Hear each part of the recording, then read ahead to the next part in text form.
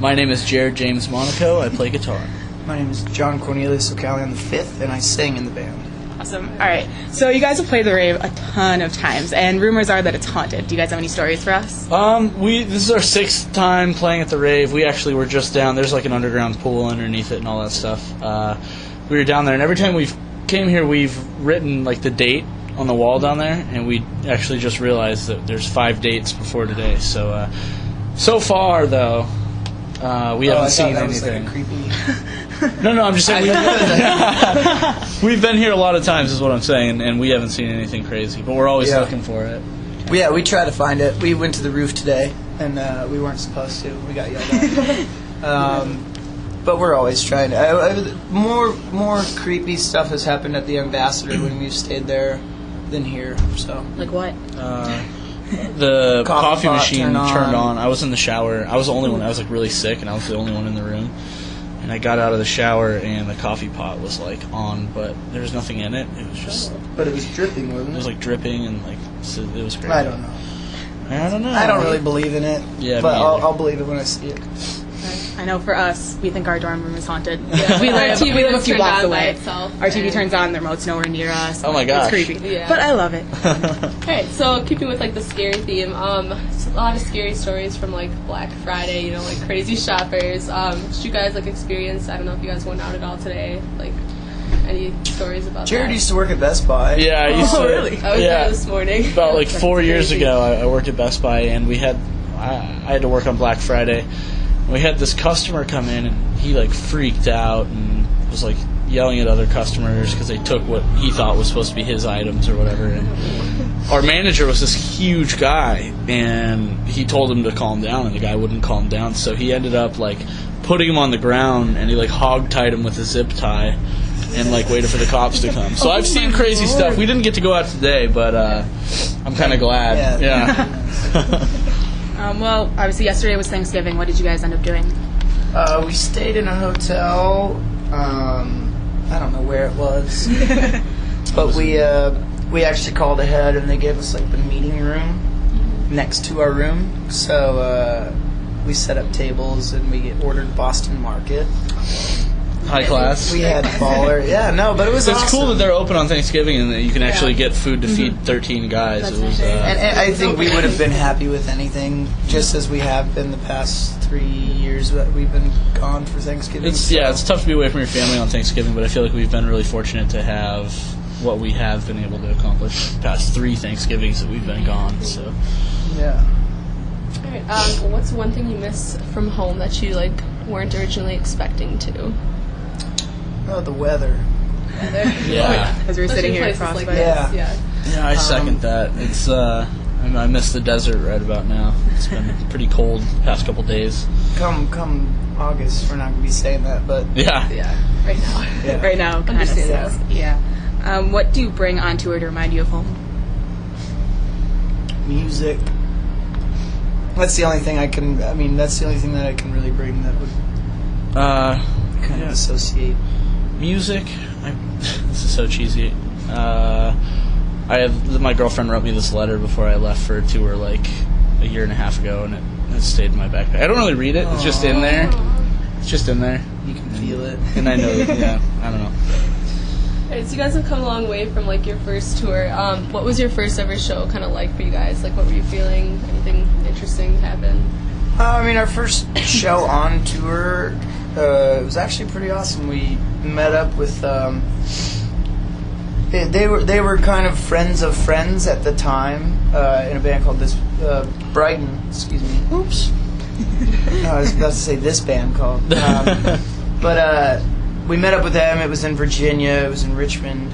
And we played a show with a band called My Favorite Highway, and they were from Richmond, I believe. Jam and Java? Yeah, so there was like 250 kids there. It was sold out in the spot that we played, and that was like a really poor indication of how the rest of that tour would play out. But Yeah, the first night of the tour was like sold out, crazy show. It was a lot of fun though, and even that tour, that's one of my favorite tours thus far. So Yeah.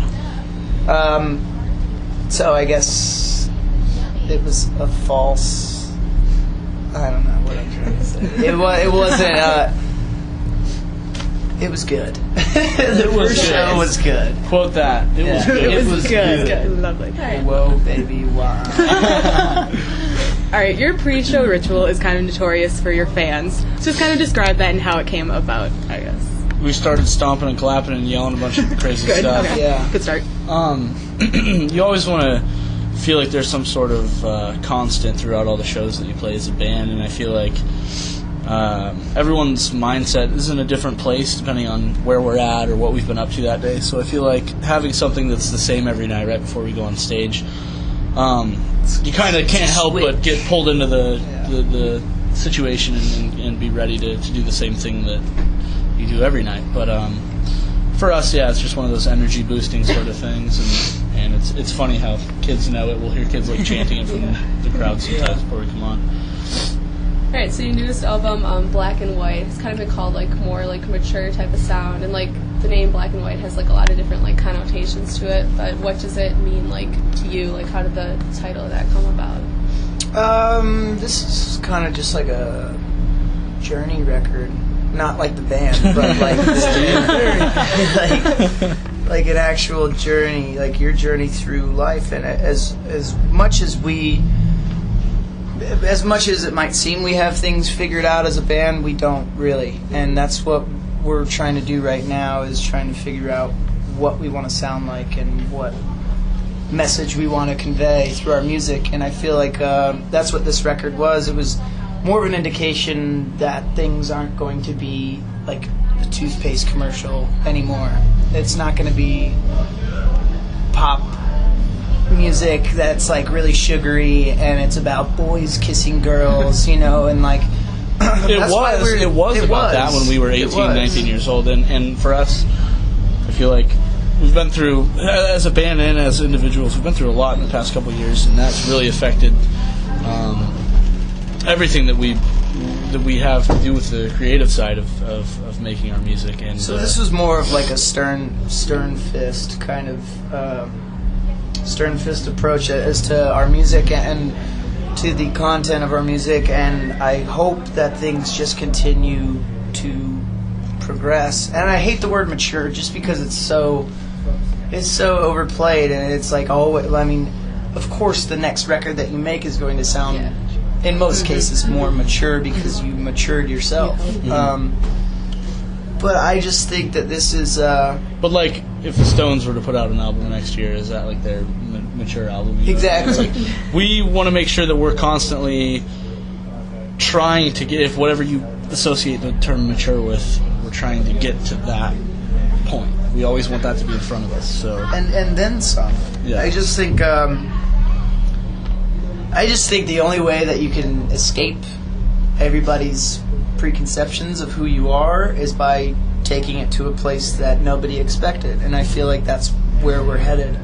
And I feel like a lot of people are going to be really surprised and hopefully not turned away, because that's not the point. It's not to shun anybody from listening to our music. The point of, in my opinion, and his opinion, is to play our music for as many people as possible, because that was our goal since day one, and that's continuing to be our goal today. And we've been lucky up to this point that our fans really do seem that they'd follow us to whatever it is that we want to do. They'd always support us. So we're really lucky to have that, and that kind of is a confidence booster going into future projects that we're going to be working on. So to answer the question, in short, so that means, in short, this is Jared put it this way a while back. He said it's not necessarily a step forward; it's more of a step diagonally, and what he means by that is basically we're not trying to reinvent anything that we did in the past. We're trying to take it in a different direction and continue to fulfill our needs as musicians and artists, and hopefully fulfill others, people, growing up with us. Hopefully they can attach themselves to it.